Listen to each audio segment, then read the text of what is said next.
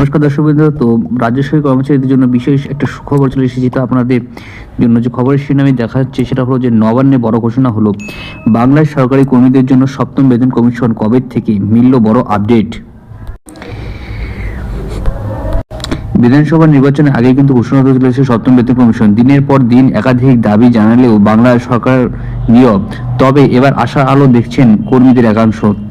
তারা মনে করছেন যে 2026 সালে রাজ্য সরকারি সপ্তম বেতন কমিশন অর্থাৎ WB7 পে কমিশন ঘোষণা করতে পারে।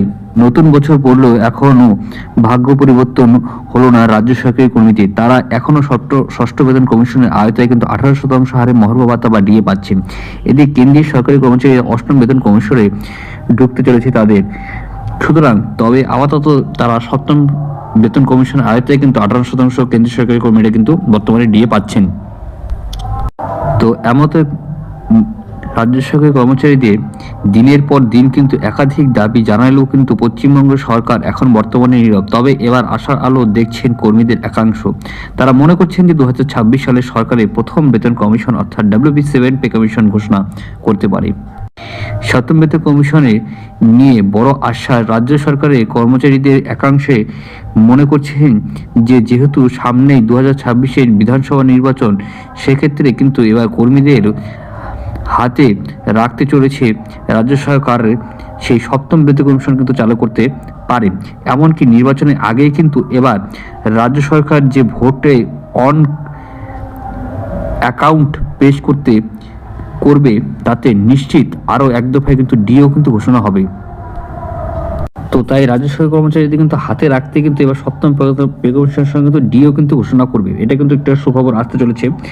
তাতে নিশ্চিত আরও দিয়ে কিন্তু পাবেন আপনারা, এটা কিন্তু নিশ্চিত। এমনটাই মনে করছেন কিন্তু রাজ্য সরকারি কর্মচারী সংগঠনের কনফেডারেশন অফ স্টেট গভর্নমেন্ট এমপ্লয়িজের সাধারণ সম্পাদক মলয় মুখোপাধ্যায় বাবু। তিনি দাবি করছেন যে মুখ্যমন্ত্রী মমতা বন্দ্যোপাধ্যায় হয়তো 2026 সালে 1 জানুয়ারি থেকে কিন্তু নয়া বেতন কমিশন গঠন কথা জানাতে পারে। তবে এখন বিষয়টি নিয়ে রাজ্য সরকার তরফে কোনো মন্তব্য করা হয়নি। 5 দফা দাবি নিয়ে রাজ্যপালকে কিন্তু এবার চিঠি কর্মীদের। এর আগে 2024 সালে লোকসভা নির্বাচনের আগে কিন্তু এবার বাজেটে রাজ্য সরকার ষষ্ঠ বেতন কমিশনের আওতায় কর্মীদের মহার্ঘ ভাতার বৃদ্ধির ঘোষণা করেছিল, যা কার্যকর হয়েছিল ওই বছরের এপ্রিল থেকে। এবার একই প্রক্রিয়ায় হতে চলেছে বলে মনে করছেন রাজ্য সরকারি কর্মচারীদের একাংশ।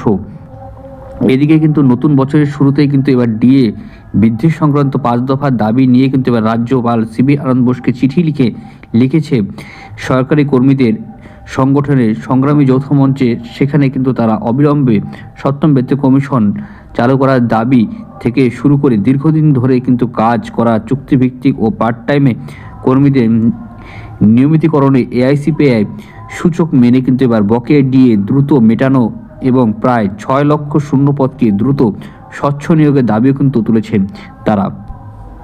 রাজভবনে চিঠি দেওয়ার ব্যাপারে কিন্তু এবার সরকারি কর্মীদের একাংশে বিশ্বাস যে রাজ্যপালের সক্রিয় হস্তক্ষেপ এবং দিক নির্দেশেই কিন্তু এবার দীর্ঘদিনের ডিএ সংক্রান্ত অচল অবস্থা কাটতে পারে। এদিকে সংগ্রামী যৌথ মঞ্চের আসন্ন বিধানসভা নির্বাচনের আগেই কিন্তু সমস্ত বকেয়া এবং দাবি মিটিয়ে ফেলার জন্যই কিন্তু এবার সরকারকে সময়সীমা বেঁধে দেওয়ার পাশাপাশি কিন্তু এবার নবান্ন অভিযানের ডাক দিয়েছেন।